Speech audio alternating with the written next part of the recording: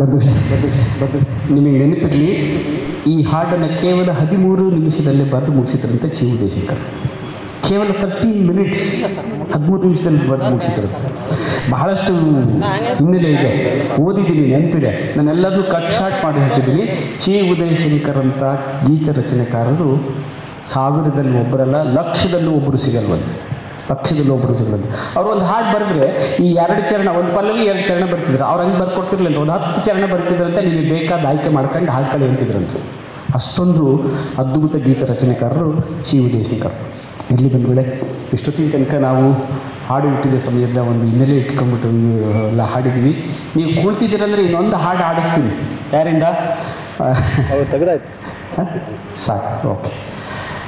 ನನಗನ್ನಿಸಿದ ಮಟ್ಟಿಗೆ ನೀವು ಕುತೂಹಲದಿದ್ದೀವಿ, ಎಲ್ಲರೂ ಸಾಕು ಅಂತ ಹೇಳಿದ್ದಾರೆ. ಇಲ್ಲಿ ಮುಂದೆ ಎಲ್ಲಾದರೂ ಅವಕಾಶ ಸಿಕ್ಕರೆ ಇನ್ನೂ ಏನಂತಾರಲ್ಲ, ಕುತೂಹಲ ಭರಿತ ಹಾಡುಗಳ ಪಟ್ಟಿ ಇದೆ. ನಾನು ಸುಮ್ಮನೆ ನಿಮ್ಮನ್ನು ಹಂಚ್ಕೊತೀನಿ ಈ ಮಾತನ್ನು.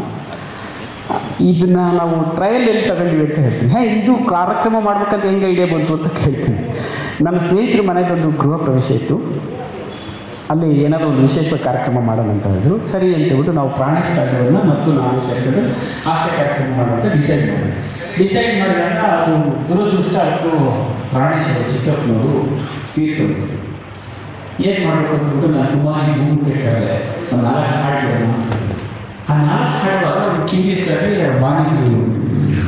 ಬಾನಗುಡಿನ ಹಾಡು ಹೇಳ್ತಲ್ಲ, ಅದು ನೆನಪಿಟ್ಟು ಓದಿ ನಾನು ಅದನ್ನು ಹೇಳಿದೆ.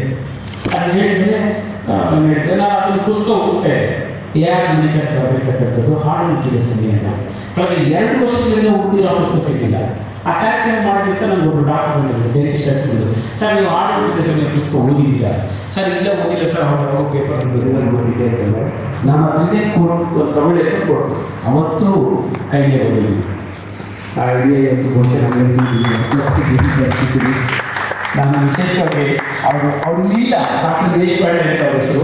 65,000 ಆಪರೇಷನ್ ಫ್ರೀಯಾಗಿ ಕಣ್ಣಿನ ಐ ಸ್ಪೆಷಲಿಸ್ಟು ನಮ್ಮೂರಲ್ಲಿದೆ. ಅವ್ರು ಥ್ಯಾಂಕ್ಸ್ ಹೇಳ್ತೀವಿ, ಯಾಕಂದರೆ ಈ ಕಾರ್ಯಕ್ರಮಕ್ಕೆ ಅವರೇ ತಂದರೆ ತಪ್ಪಾಗಿರಲಿಲ್ಲ. ವಿಶೇಷವಾಗಿ ನಾನು ಕುಮಾರಿ ಭೂಮಿಕಾ ಮತ್ತು ವಿಶೇಷವಾಗಿ ನಮ್ಮದೇ ಆದ ಆಸ್ತಿ ಯಾರು ಡಾಕ್ಟರ್ ಅರವಿಂದ್ ಹುದ್ದೆ ಜೊತೆಗೆ ಏನಂತಾರಲ್ಲ ಹಾಡು ಹೇಳಿದ್ದೀರ, ಸ್ವಲ್ಪ ಕಷ್ಟದ ಕೆಲಸ. ಬೇರೆಯವರೆಲ್ಲರೂ ಮಾಡಿದ್ದಾರೆ, ಕೆಲವು ಸಾಹಿತ್ಯರಿದ್ದಾರೆ, ಕಥೆ ಬರ್ತಾರಿದ್ದಾರೆ, ಬೆಳಗ್ಗೆಲ್ಲ ನಡೆದಿದೆ.